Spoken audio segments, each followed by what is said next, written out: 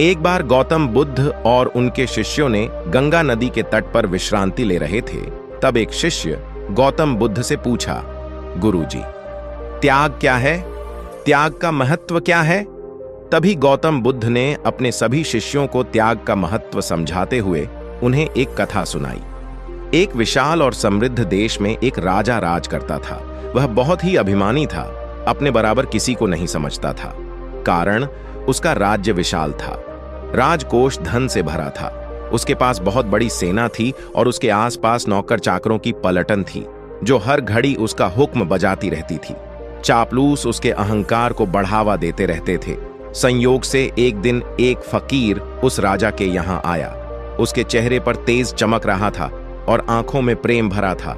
उसने राजा की ओर देखा और उसकी भाव भंगिमा से क्षण भर में ताड़ गया कि राजा धन दौलत और सत्ता के मद में चूर है।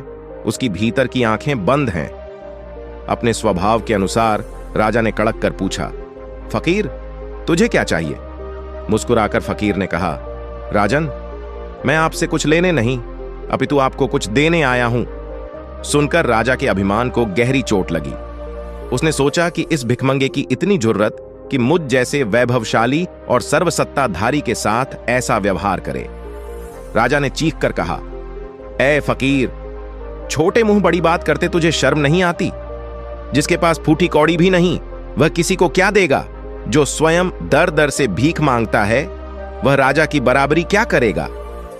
फकीर राजा की गर्वोक्ति सुनकर हंसता हुए बोला, आप ठीक कहते हैं महाराज, आपके पास बहुत कुछ है जो मेरे पास नहीं है, पर राजन अकिंचन के पास भी कुछ होता है जो दुनिया की माया से अधिक महत्व रखता है। राजा की आंखों में खून उतर आया। अपनी बकवास बंद करो, जैसे किसी रोगी से बात कर रहा हो। फकीर ने कहा, राजन, बिना त्याग के भोग बेस्वाद है। वैभव में जब त्याग जुड़ जाता है तो वह महक उठता है। जानते हो, त्याग के आते ही अहंकार मिट जाता है, आसक्ति दूर हो जाती है और अंदर की आंखें खुल जाती हैं।